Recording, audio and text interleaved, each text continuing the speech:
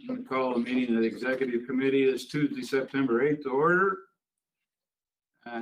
This time I've taken roll as people have come on the screen. We have 8 members present, 1 absent, which is member Barnett, but we have member Beard, Vice Chairman of Property, who's here in his place, in his absence. So we do have a quorum, and we'll move on to the approval of the minutes, which you've had before you, July 21st, 2020, and August 11th, 2020. What say you? Motion to approve by member Metzger, second by member Kaisley. And we'll take a roll call vote for the approval of the minutes. Ms. Morlock, thank you for joining us again. Member Foldner.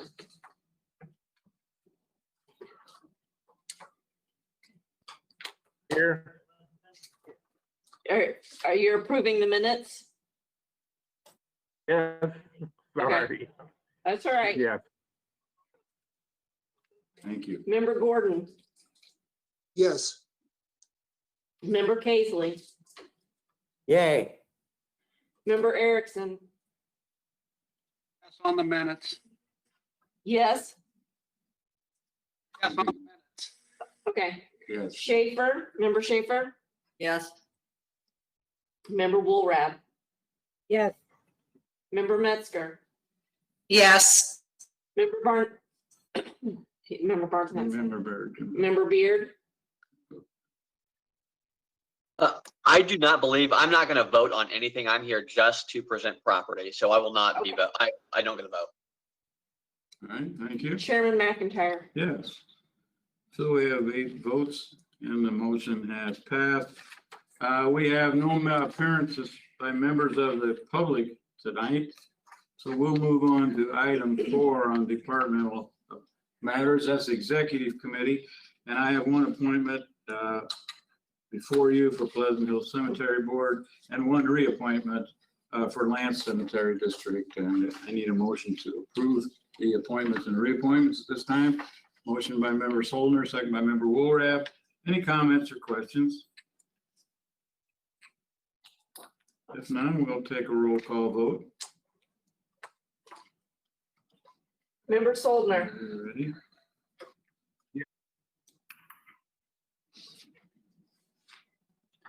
I saw his mouth move. Member Soldner. I Yeah. didn't hear you. Okay, thank you. Member Gordon. Yes. Member Kaisley. Yes. Member Erickson. Yes. Member Schaefer. Yes. Member Woolrab. Yes. Member Metzger. Yes. Chairman McIntyre. Yes. 8 yes votes, 0 no votes. Motion is carried. We'll go on to item C, Information Technologies. Request approval of a resolution amending the funded full-time equivalent positions resolution for 2020 Fund 0001, Department 0043, Information Technologies. And that can be found on pages 5 and 7 in your packet. Is there a motion to approve? Motion by member Schaefer. Is there a second? Second by member Gordon. Any comments or questions? If none, then we'll take a roll call vote. Member Soldner. Yes. Member Gordon. Yes. Member Kaisley. Yes.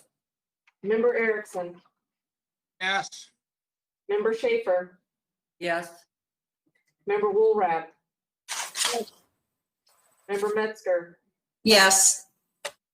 Chairman McIntyre. Yes, so I have 8 yes votes, 0 no votes. The motion is carried. I have no other items for exec for this evening. Let's move on to the report of the Health Committee. Chairman Schaefer. Thank you, Mr. Chairman. The Health Committee has no actions for items today. Items for action today. However, I do believe we might have to have a stand up and have items for the board next week. I'll be happy to answer questions. All right, thank you. Item C, Transportation Committee, Chairman Kaisley. We have no items. Chairman. And I get to you, member Solar, hang on. Mr. Chairman, we have 3 items that will be presented to the board next Tuesday. Thank you. All right, thank you. Member Solner, did you have a question about or comment on the health committee report? Yes, I did. Okay. I had a couple questions and a couple comments for Chairman Schaefer, I guess. First off, I wanted to comment. I listened again last night to the health committee video and audio. I'd listened to it, I think the day after, and then I listened to it again. So it was very informative. There was a lot of information there, a lot of good answers, but it also led me to some other questions. So I was kind of hoping maybe an update a little bit. I know it's been a week since that meeting on the contact tracing as far as hiring new people, but let me give you a couple questions or comments first. I went back and tried to look where we were at only a month ago. It looks like we were a little over 520 cases of COVID-19. Today, I see we're almost at, or maybe a little over 2,600, and that's obviously a big leap. And I believe it's obviously, it appears to me that the biggest number of those are young people. I can't say that they are all students because that's probably not accurate, but I'm sure a big number of them are. I was curious, and again, maybe the administrator can answer this. I was curious what kind of suggestions, advice, or interaction we had with ISU before they decided to go ahead and let students come back. Again, I don't know that it would have prevented anything, but I was just curious on that. And then again, my only other question was how the contact tracing hire is going. So I guess I'd ask Administration Rodriguez to answer those questions. Well, Member Solner, the questions you're asking should be asked of the Board of Health, I do believe, or the director. Ms. Rodriguez, if you can help at all, I appreciate it. I'd be happy to help. Thank you, Chairman McIntyre and Member Soldner. I'll do my best to try to answer these questions. I know that throughout this pandemic, our community partners have reached out to me directly to request the presence of Health Department Administrator McKnight at certain meetings. That includes the Chamber of Commerce, that includes the town and the city. I don't believe that ISU reached out to us directly to have us participate in the discussion as to whether or not students should come back. But I do know that everyone meaning the public, our businesses, whether they are members of the chamber or not, the school districts through Regional Office of Education, our partners that attend the Emergency Operations Center every Wednesday, we all receive the same science. And the science says that we should socially distance ourselves, that we should wash our hands and wear our face coverings.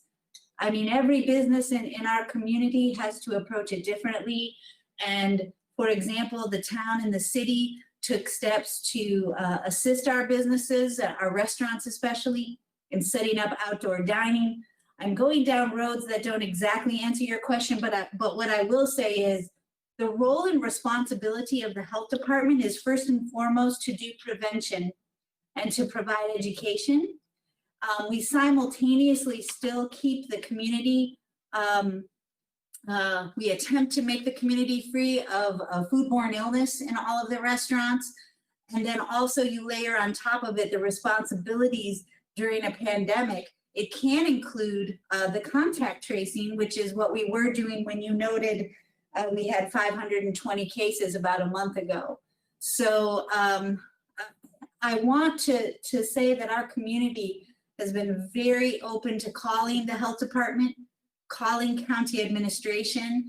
But I said this in the health committee meeting, and I'll say it again, whether it's young people, whether it's someone my age or even a little bit older than me, it's about personal responsibility in deciding that you're not going to gather in large groups and place yourself or others at risk. And I know that a lot of folks look to the health department, the local health departments, for guidance or for answers. And in this case, we've been giving those answers. Wear your mask, don't gather in large groups, and wash your hands. We've been giving the same answer throughout time. And I know that at times that hasn't been the answer that folks want to hear, because at the end of the day, I am no epidemiologist, but I used to be the health department administrator, and I will say that contact tracing alone, and I said this at health committee, and I'll say it again, contact tracing alone does not solve our problems here. Contact tracing is vital, and the health department already has always done contact tracing for other diseases, for other communicable diseases. And as we know, it's about to be flu season as well. And so we all need to be cognizant of our personal responsibility in this, while we still acknowledge the roles and responsibilities of the health department. And I think that if Chairman Schaefer would like to add anything to what I've said here, I hope that I've answered your question. I hope that I've, again, touched upon what I think is representative of what Health Department Administrator McKnight worked to bring forth at Health Committee last week, and what I've tried to reiterate on her behalf, as well as a representative of McLean County government. Thank you. Okay, Yes, well, like- sorry, go ahead, Susan. I'd like to also make a couple of comments here too. The health department cannot tell ISU not to bring their students back. And that's a decision that the ISU Board of Trustees has to make. But I want to make a point that even if they did not bring and open their dorms to bring students back, those students, many of those students would still be here. And the same thing with Wesleyan. So it's not, like I said, it's, you know, if we're talking generally about students or the younger people, those students had leases on their apartments. And even if ISU did 100% online learning, those students would still be here. And so that is why I think one of the things we're seeing is that saying that ISU shouldn't have opened or whatever is not a question here, because these students are going to be here anyway. These kids are going to be here anyway because they have a lease. I mean, unless the apartment owners would let them break their lease, which we know, I don't believe was happening. So I think that there's some misunderstanding, misconceptions as to what can actually be done in that realm on that. So that's just what I understand of the situation too. And so, and also that ISU had somewhat of a plan, and I think it was actually before the health department was actually really kind of brought into some of these conversations, and then their plan fell through. So I think that they were making plans without a lot of input other than what they might be getting from CDC, and they have a nursing program that people have that they can utilize. So they were, I think, utilizing some of their own experience or expertise in their area. I'm just speculating on that, but I would think that they would do that, just like U of I did what they did with some of their departments. So I think that we're seeing this because of younger people, more younger people being in the community than in the past. But I don't think that there's anything that we could have ever done to prevent that kind of thing. So that's just my little take on it. Thank you. I appreciate that. Member Yeah, I'd like to ask how many contract tracers we have now who are working on this investigation. And I'd like to know if there are any results of the investigation as to how this disease is being communicated if there are places that are particularly dangerous and so forth. You want me to answer that one? Let me comment first. 2 weeks ago, I sat right at this table with our director of our health department and Ms. Rodriguez with a number of assistants to the president of ISU discussing these issues. We announced to them at that time, as all of you know, that we finally had received a grant of $450,000 to help with the contact tracing. But you must remember that, first of all, people had to be hired and then trained. And so it wasn't like overnight, we're going to provide a large number of contact tracers. But overnight, the issue became much more of an issue, as has been pointed out by Member Solner. And so the number of cases really jumped up. Could we have planned for that? Could we have, where was the money going to come from? Could that training been done that far in advance? Realize at the time we had enough contact tracers, and what a difference there is to trace a number of people in this community who have had limited contact with others, to where a tracer could actually sit down and follow up with those types of information and data, compared to a group of 100 to 200 young people who don't even know each other in most cases, who would have to sit down with a contact tracer and figure out who all they were exposed to. And so that became a very difficult task alone, regardless of how many tracers we had. Now, since that time, the health department has hired and is continually hiring to improve the contact tracer numbers. But I give you my own personal opinion. There's only so many contact tracers that can cover all this area as long as the students and the young people are here. I want to agree with Member Schaefer, and I sat right here with the phone conference with President Dietz, and he said exactly the same thing, that these students had leases in place already, and many of them, whether they were working from their computers at home or here, wanted to come down here. That's the nature of a college student and a young person that had been sitting around home as it was since ISU had gone out earlier in the spring. And so that was something that only by some kind of an ordinance would that have been stopped. And I think again, now you're infringing on people's rights as well. So I hope that helps you. We have been in contact with ISU, and representatives from ISU, as Ms. Rodriguez said, have been in touch with all the leaders in this community with EMA phone calls from clear back at the beginning when we ever had the declaration for an emergency, beginning in the middle of March. And we've been involved with those as well. They've received all the information, but other organizations had to make their own decision, including our corporations, about what they do with their employees, how many came to work, how many didn't come to work. And so the universities had to make those kind of decisions too. We have two universities. One made a different decision than the other, rightfully so, the difference in size and numbers, et cetera. But there's only so much can be done. I'm getting a little tired of the criticism of our health department. They've done a wonderful job. Those people over there work hard. And to sit around and throw arrows at them and say, they're not, they failed. They haven't done their job. That's ridiculous. It's out of line. It's uncalled for. It's unprofessional for anybody who represents people in their district on this board to say those types of things, unless they can prove those kind of things with facts. And so I've had it with that. And I think we should move on from there and to do a good job of actually coming together. Somebody said one time, we were all in this together. Well, I haven't seen that. I haven't seen evidence of that, sometime with our own board members. And so if you're just looking around to find trouble and find things to find fault with, then I think probably you need to reconsider your actions. Thank you.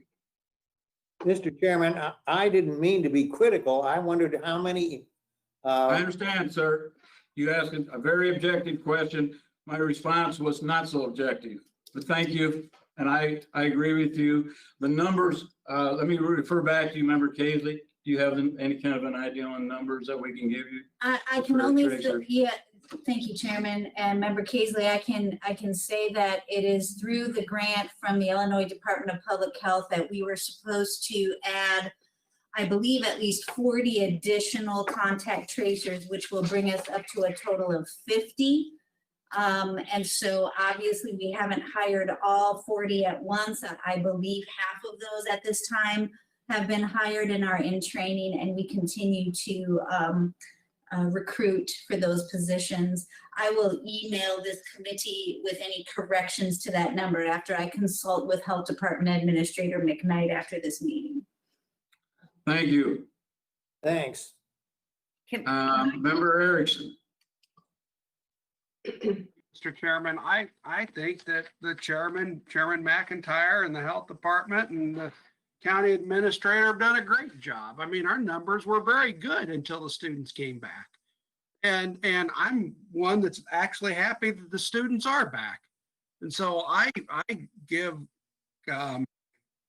praise to Chairman McIntyre, the Health Department, County Administrator Rodriguez, and everything the Health Department has tried to do and everything that we're trying to do to work on this pandemic. And I agree. I think with Chairman McIntyre that to make a statement that this and this and that. I mean, I had a constituent ask me, what can you do to shut down ISU? And I said, well, even if I wanted to shut down ISU, there's nothing I could do to shut down ISU, even if I wanted to, which I don't. And, so I'm happy they're there. And I just want to say thank you, Chairman McIntyre. Thank you, County Administrator Rodriguez. Thank you, Jessica McKnight. Thank you for McLean County. All its businesses and all its people, which I think have done a great job to keep the numbers as low as they were up through August. And so that's what I want to say. Thank you. Thank you. All right, let's move on. Let's try to report. Wait a minute. I'm sorry. We have other people.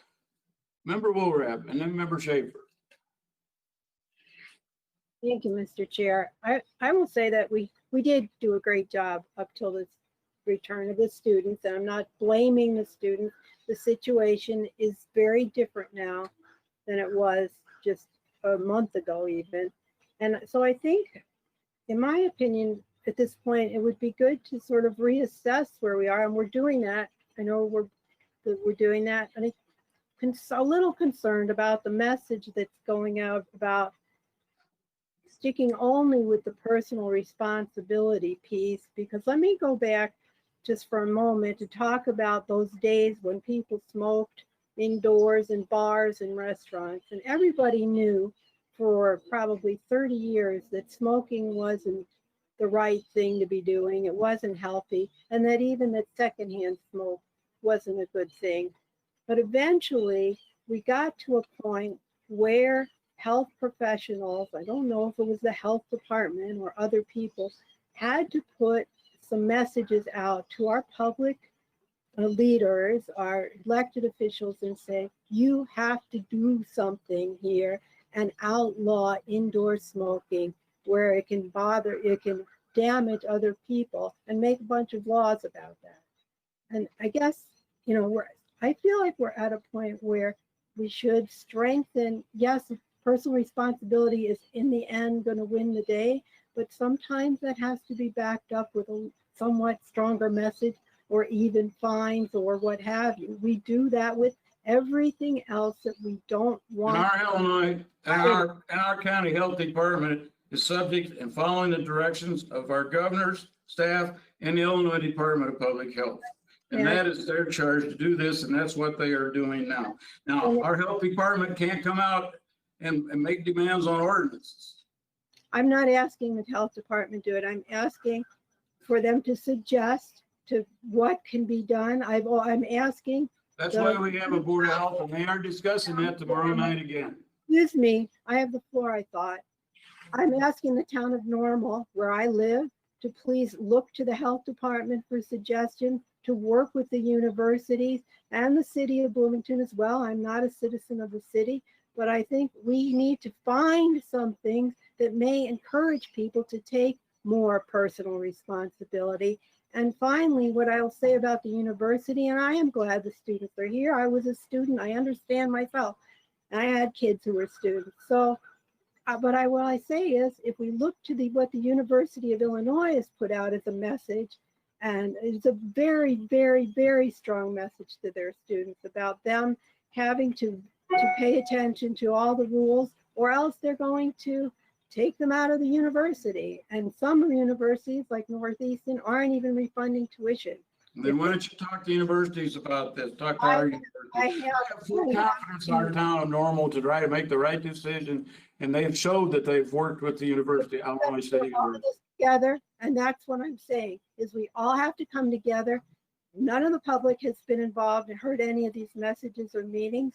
We need to get together, have one strong voice of how we can protect our community before this becomes absolutely rampant, because that's about where we're at now. Well, thank you. Member Schaefer.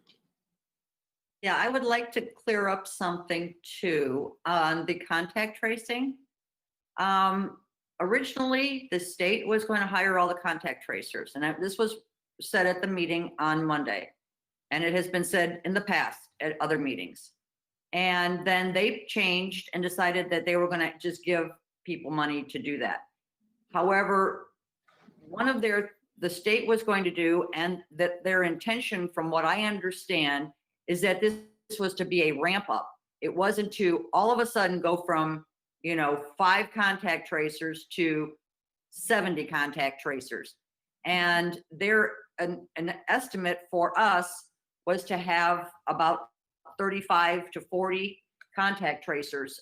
And so even if we had 35 or 40 today, I don't think, and what Ms. Rodriguez said about that is not the only thing that to do on this, and there is personal responsibility. But I think that there's a lot of misunderstanding and I don't want to say lack of knowledge, but in a way, a lack of knowledge on how all of this has worked, and kind of like there's a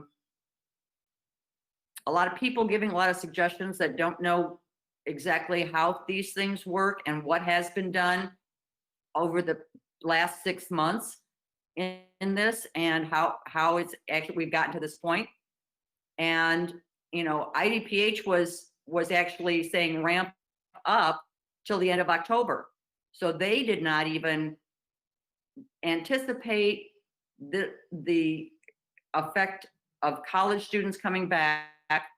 And hey, I was 18, I would have been in the bars too, kind of thing, or 21, whatever the legal age was when you went to college. Because it changed when I was in college, and I had to wait, then I had to, then I couldn't, kind of thing. So I think that there's a lot of information that is very hard to put out and is very nuanced, that people are not necessarily understanding the whole picture here.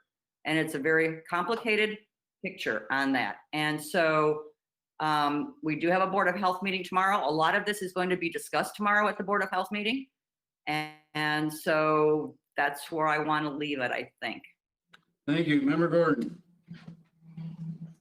Thank you, Mr. Chairman. Ms. Schaefer, since you are the county board representative, if you will, on the Board of Health, I hope you will at least convey to the Board of Health the sense of some of us on the county board, and I think it may be more than we think, the urgency with which actions have to be undertaken. I am familiar, I haven't read it in detail, the statement from the University of Illinois that is, quite frankly, a lot stronger than anything that Illinois State has so far come up with. And I'm not happy saying that, because I think ISU has made a good faith effort to meet the challenge. But right now, the challenge isn't being met very well. We have an emergency executive order from Mayor Coos, no gatherings in Normal larger than 10. So what we may be seeing is an awful lot of gatherings of 7, 8, and 9. And how many masks there are is a good question, with not necessarily the right answer as far as I see it. I'm a citizen of Normal, as Member Wolrab is. I am very concerned about what's happening in town, and Division Street is not an iron curtain between Bloomington and Normal. so that I hope, I'm hoping that I will be able to sit in on the Board of Health meeting, but I hope that the discussion is very active and that there is a greater sense of urgency reflected, greater than I've seen up to this point. And I regret saying that, but I really am getting more and more concerned as these numbers continue to move up. If you recall from Monday, last Monday, I did mention that ISU needs to, or the universities, what they are going to do, because they are part of this community. And yes, Mayor Coos, he put some, restrictions out, and Mayor Renner stopped the party buses. Those are some mitigation measures.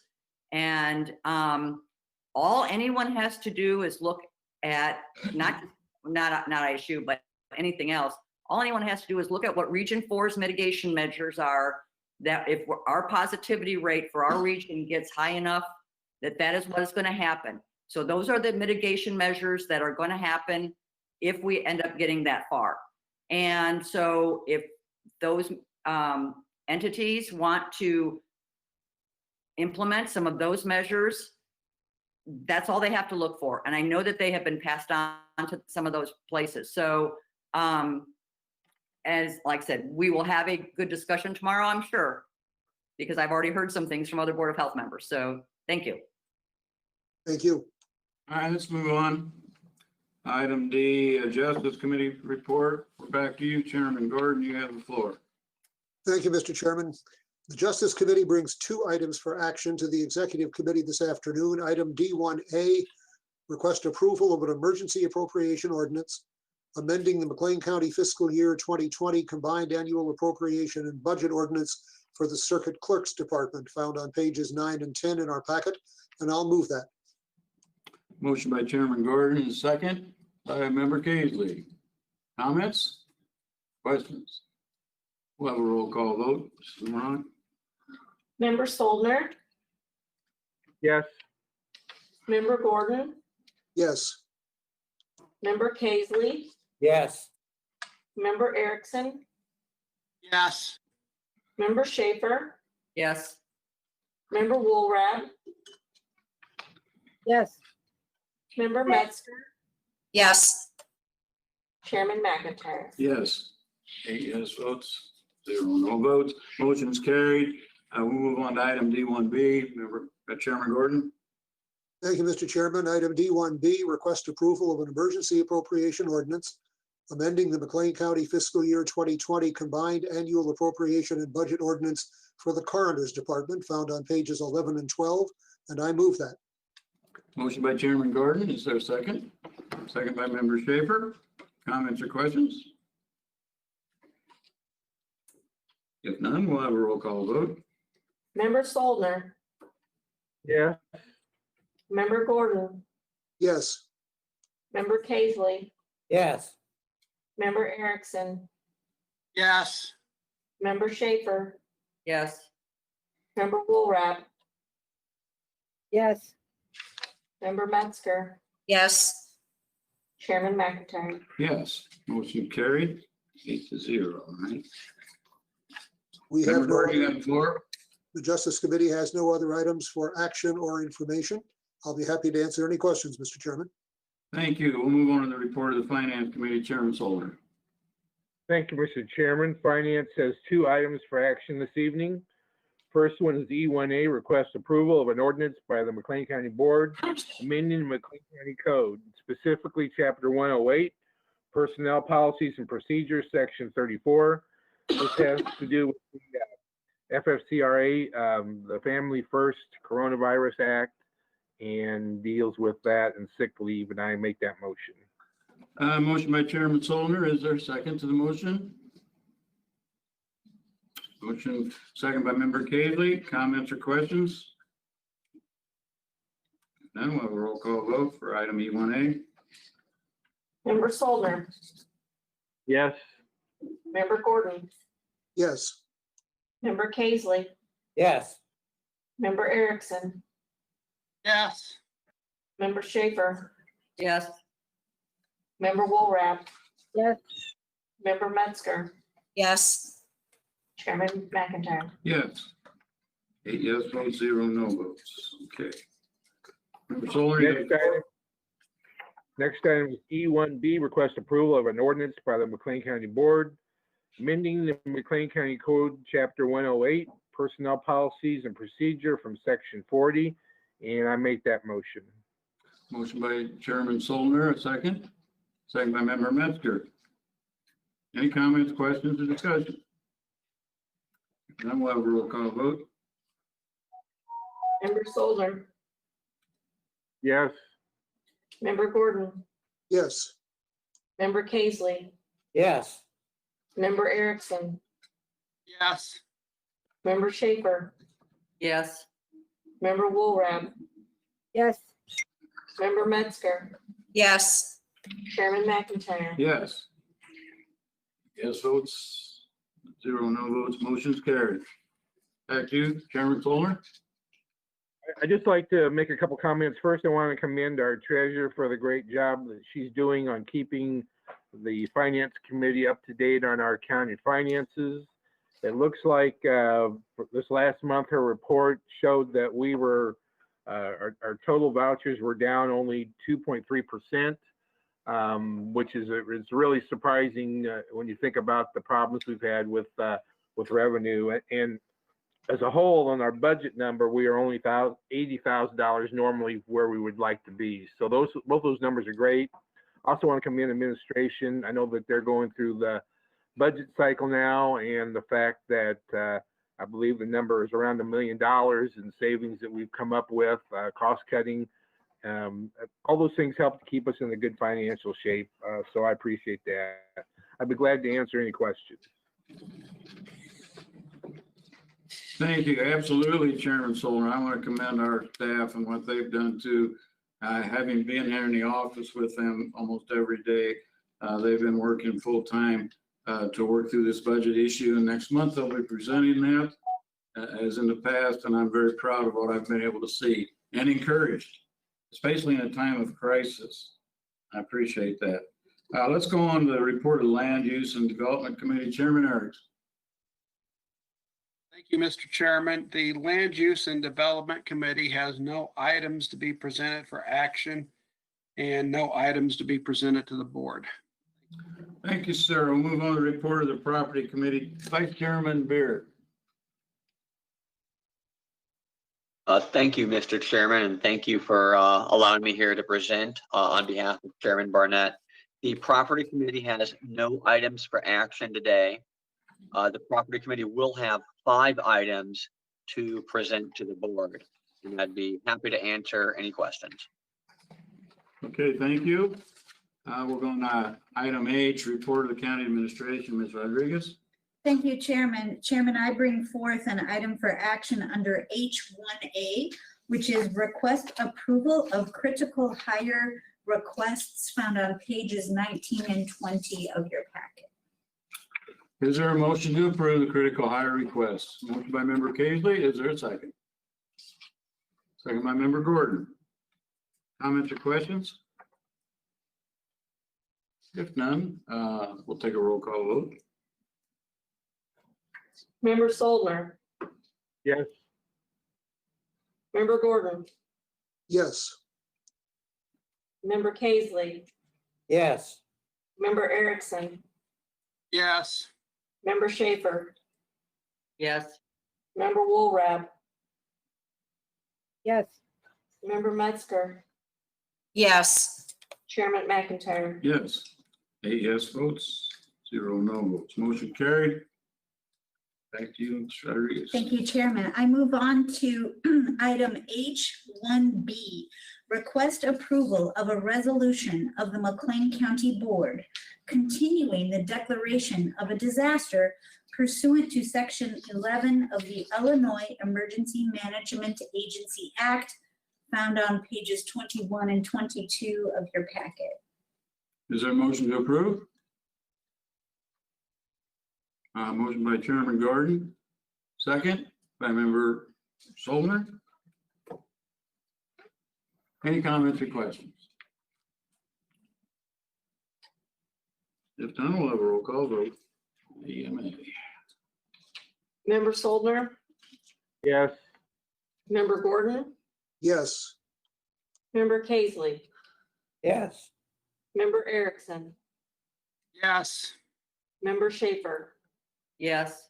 Member Woolrab, yes, Member Metzger, yes, Chairman McIntyre. Yes.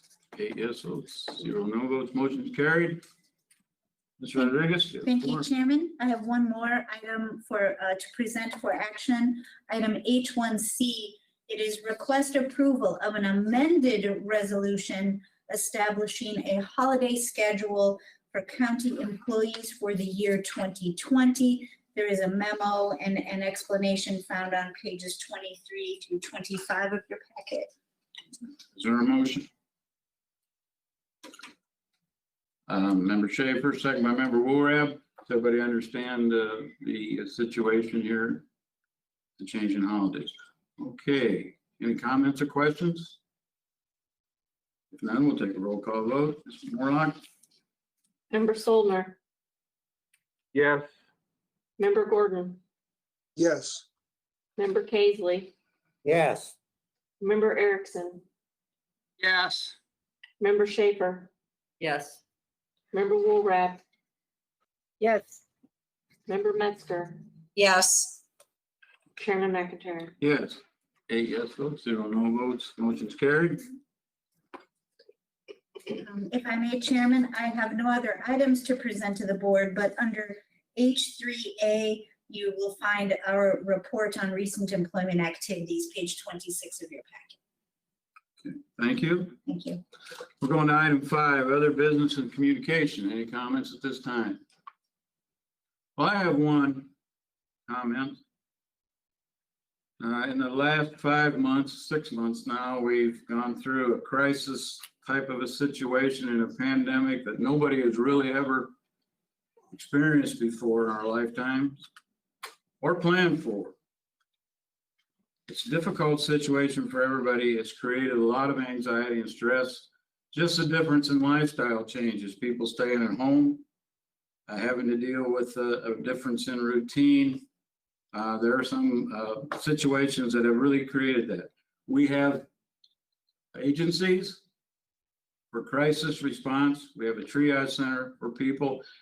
And I'm hoping that we all will pull together. I always thought that during the time of crisis that people did that organization-wise. I haven't always seen that, but I'm hoping that we can do that. Will you pass on one thing I think that would help to our board members, and I will do the same in the situations that come up that maybe somebody is unhappy with or alarmed with. Please try to follow the proper channels and go to the proper committees. Talk to the chairman, and all of you are chairman, and so that we actually follow some protocol and keep some decorum, and so that situations can be worked through and worked out. And I'm going to promote that. I think we've gotten to the point now, obviously some people are overreacting to stress and anxiety in those situations, that we have to sit back sometimes and take a step back and take a look at where we are. I'm very proud of our county. And I always have been, or I wouldn't be sitting here on this board. I'm always proud of the fact that we could get together and work on issues, everything, even though sometimes we represented different political parties, that it didn't come to such an emphasis that became an issue. We've always, and I've appreciated that. And I'm really happy to have experienced that on this board. I think over the years, many people have gotten to know each other better and created friendships that go along with it. I'm alarmed a little bit of the amount of dissension that we've had. And I think some of it is nothing more than for political gain. And I hate to see that. Now, if they really do have genuinely things, and I know many of you do, and issues and things you are wanting to do, then do the proper way, make the proper comments, and we will all try to work together. Many decisions have been made that changed almost daily. It's very difficult to plan some things.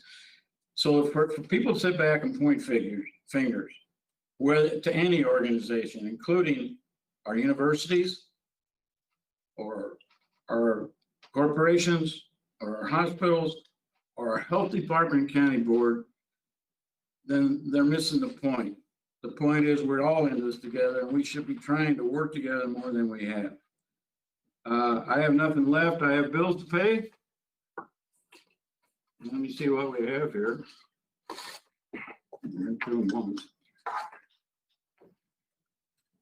We have bills from our general fund, shared sales tax and veterans administration to the tune of $236,502.32. Is there a motion to approve the bills?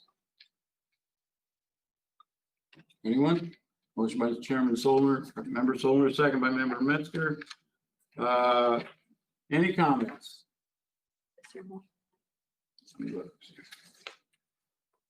If not, well, let me see if I can go through the others too. No, I think that's it. Because sometimes they have a general fund too. But the only ones that we have. General fund is included. Oh, is it good? Okay. We'll take a roll call vote on the bills. Member Solner, Yes. Member Gordon, Yes, Member Casely, Yes, Member Erickson, Yes. Member Schaefer, Yes. Member Woolrath. Yes. Member Metzger, Yes. Chairman McIntyre. Yes. 8 yes votes, 0 no votes. Motion to approve bills as passed. I have nothing else this time. And